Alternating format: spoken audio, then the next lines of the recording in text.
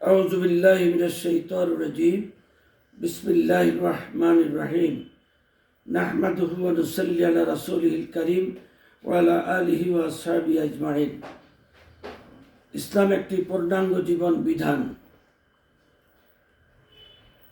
এই বিধানকে পরিপূর্ণভাবে জানার জন্য একদিকে যেমন ব্যক্তির নিজস্ব জ্ঞান দরকার, তেমনিভাবে ইসলামকে প্রচার প্রসারের জন্য এর দাওয়াতি কাজ প্রয়োজন।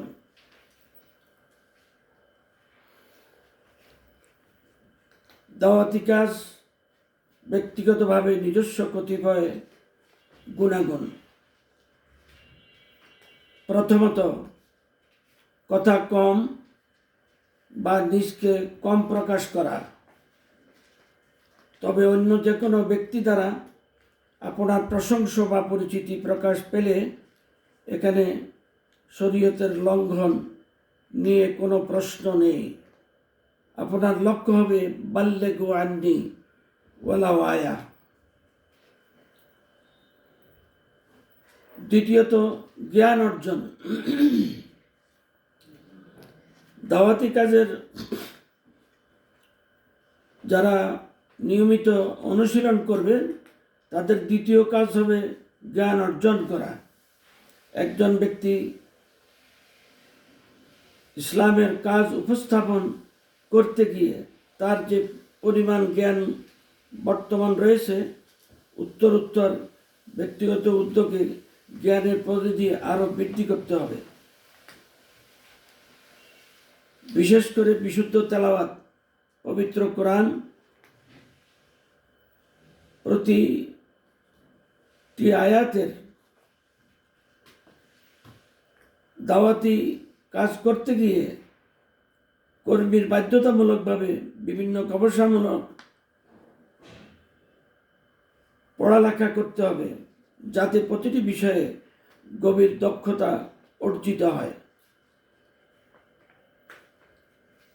তৃতীয়ত, দৈনন্দিন পত্রিকা কমপক্ষে একটির বেশির পক্ষে অন্তত 3টি 5টি এটি প্রয়োজনীয়। এজন্য মনে করা যাবে না যে আপনি 5টি পত্রিকা পড়লে দেশের সমসাময়িক একটি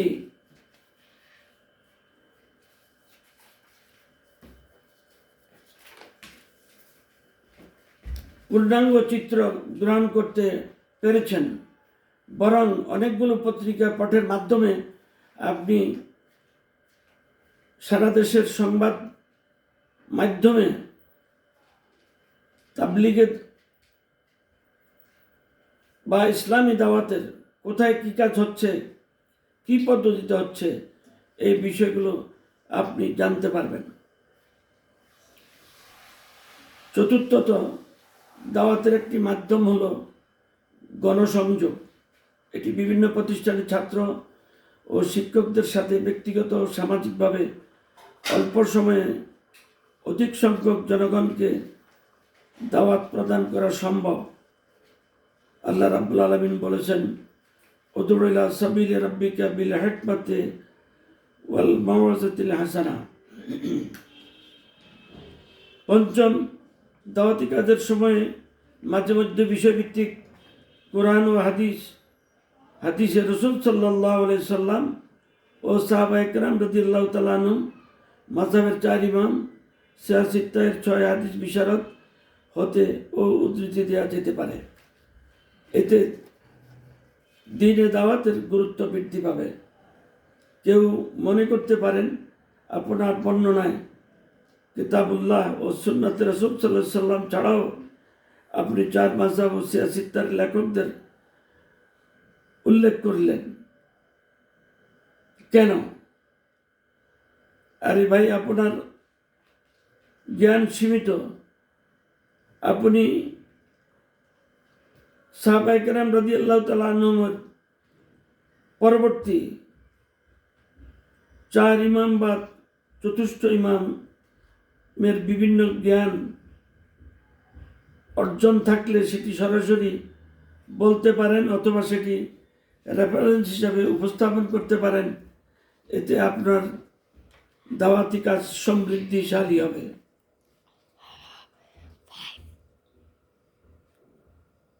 এরই মাধ্যমে আপনাকে অধিকাংশ সময় ইমাম বুখারী রহমতুল্লাহ আলাইকে এমনভাবে উপস্থাপন করবেন যেন তিনি একজন সাহাবী নয়, কিন্তু সাহাবায়ে কেরামদের মধ্যে যে সমস্ত জ্ঞানী গুণী রয়েছেন তাদের অনেকেই তার শিক্ষক, যেমন হযরত আহমদ ইবনে হাম্বল রহমতুল্লাহ আলাই তার ক্লাসের সরাসরি ছাত্র। এবার আসুন সর্বশ্রেষ্ঠ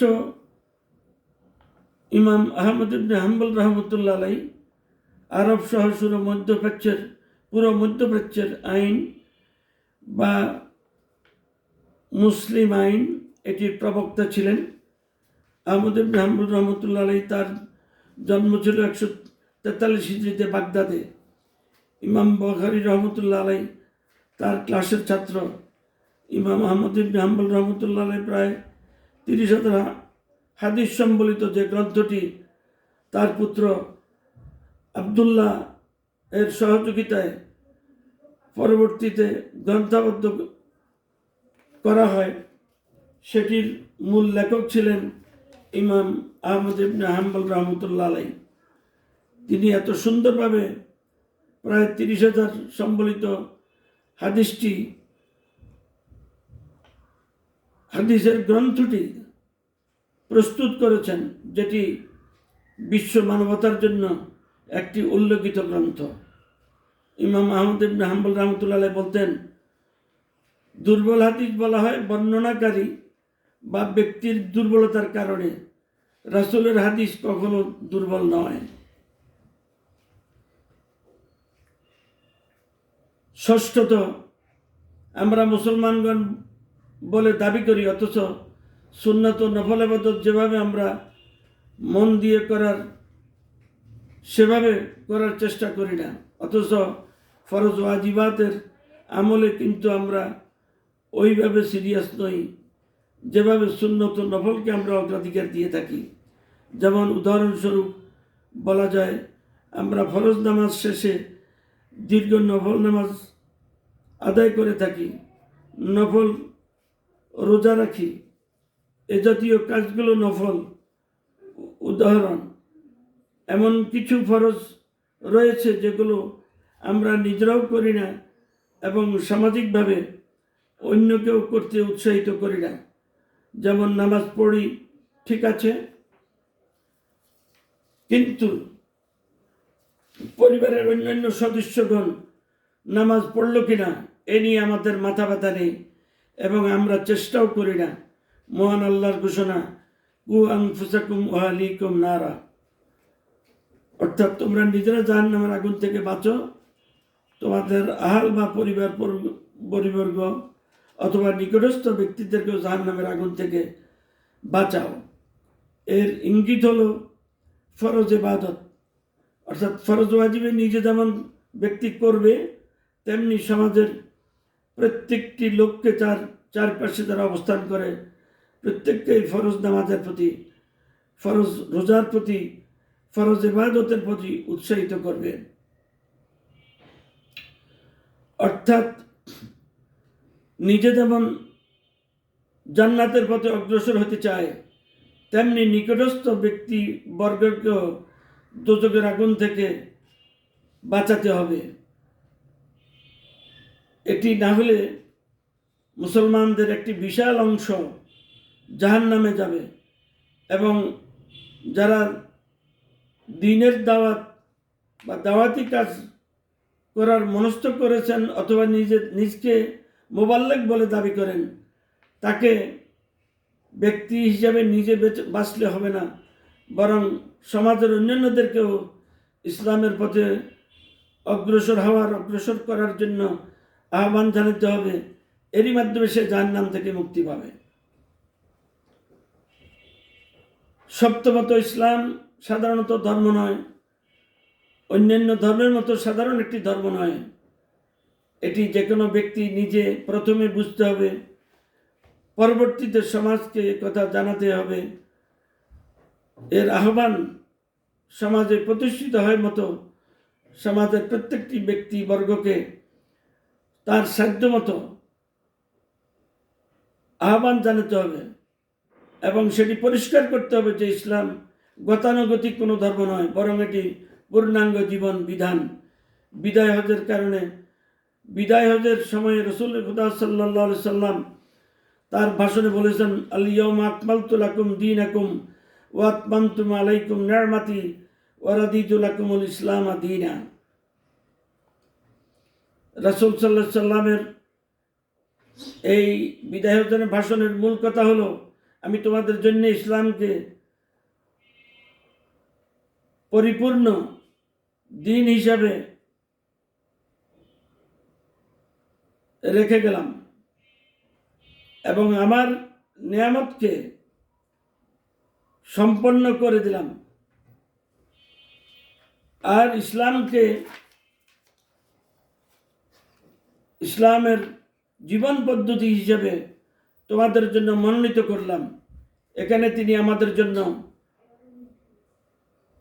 নামাজ, রোজা, হজ, যাকাত, বিশেষ করে হজ পালনের নিয়ম পদ্ধতি শেখান। এই প্রসঙ্গে তিনি ইঙ্গিত করেন, আমার নিকট থেকে হজের নিয়মাবলী শিখে নাও, কে জানে হয়তো এরপর আমার দ্বিতীয়বার হজ করার সুযোগ নাও হতে পারে।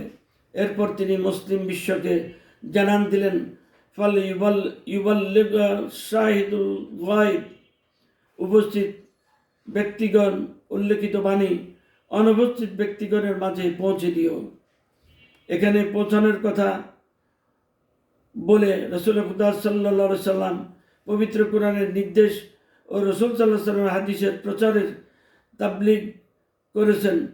আমাদের ধর্মের দাওয়াত নফল পর্যায়ে না হয়ে ফরজ ওয়াজিবাত বাদ পড়লে তা কখনো আল্লাহ গ্রহণ করবেন না।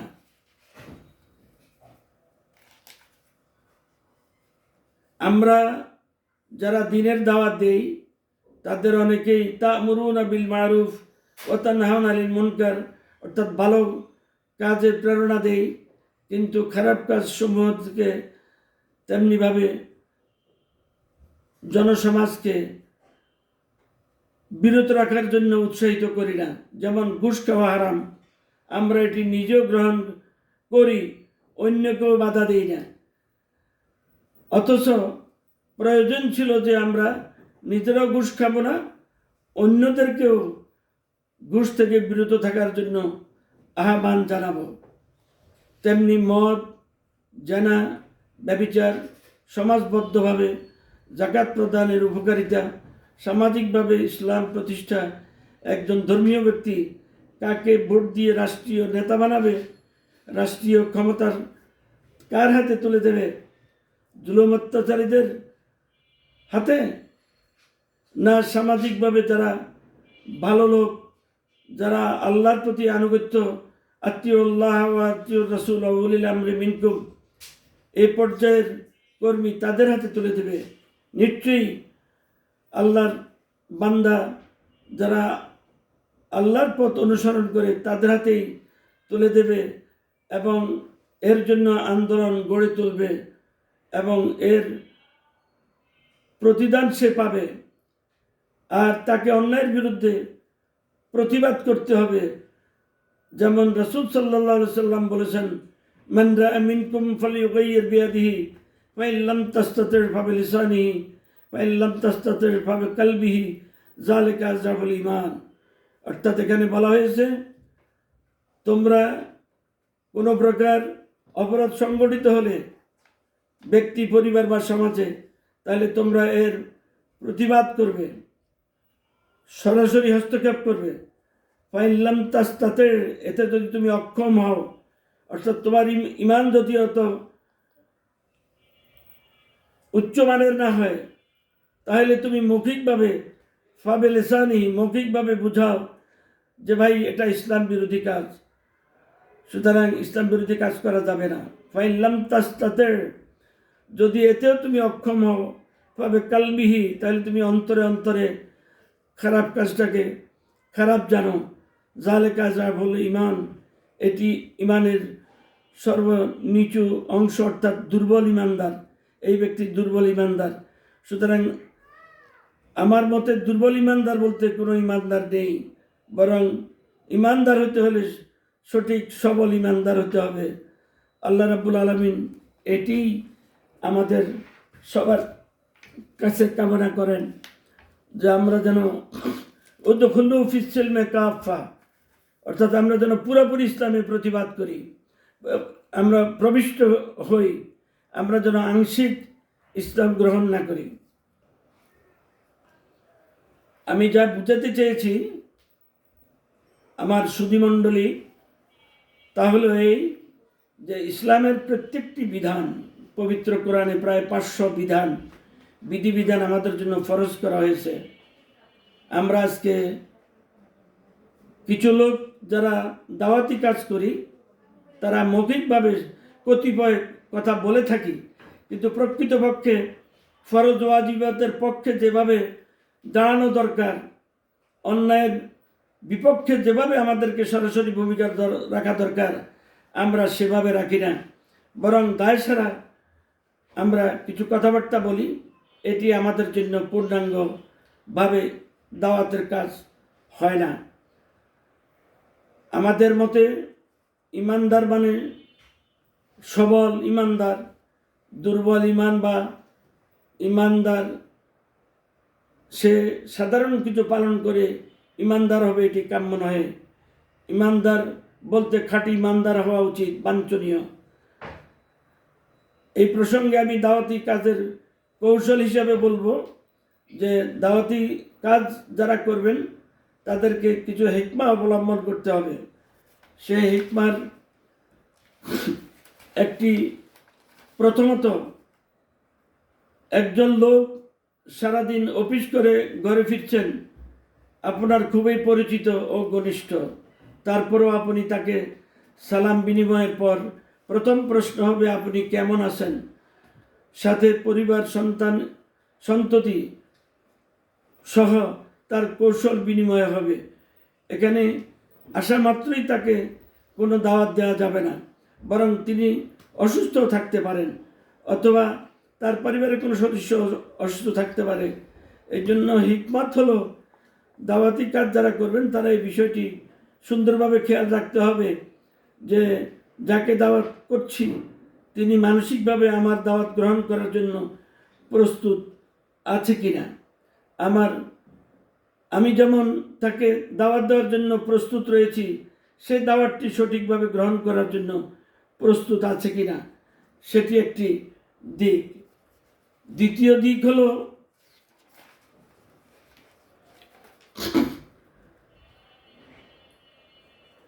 প্রথম দিন আমি তাকে সালাম বিনিময় এবং তার কৌশলাদি জেনে, অর্থাৎ তার সাথে একটা সম্পর্ক করে আজকে শেষ করব। দ্বিতীয় দিন প্রথমে তাকে সালাম বিনিময়, পরে ব্যক্তি ও পরিবারের সংবাদ শেষে আজ সে ব্যক্তি দ্বিতীয় দিনের খোঁজখবর নেওয়ার একটু পর সে ব্যক্তি আপনার প্রতি একটু দুর্বল হয়ে পড়বে। আজকেও এর বেশি কিছু কথা বলা উচিত নয়। তৃতীয় দিন আজ সালাম বিনিময়ের পর লোকটি পাষণ্ড হলেও আপনার সাথে যখন দেখবেন মেজাজ ফুরফুরে, ব্যক্তি ও পরিবার সবই ভালো আছে, এবার দাওয়াতের প্রথম ভোজ খোঁজখবর নিয়ে বলতে হবে, ভাইজান সমাজবদ্ধভাবে জীবনযাপন প্রত্যেকটি লোকের উপর ফরজ, আসুন আমরা সকলে ইমানের পথে কাজ করি এবং শুধু নামাজ রোজা করলে হবে না, বরং আমাদেরকে ইসলাম একটি পূর্ণাঙ্গ জীবন বিধান, এইভাবে ডাক্তারের ভূমিকা আপনাকে নিজকে অবলম্বন করতে হবে। তাহলে আপনি দাওয়াতের প্রথম ধাপ শুরু করলেন। খোদা হাফেজ। আর নয়। আসসালামু আলাইকুম ওয়া রাহমাতুল্লাহি ওয়া বারাকাতুহু।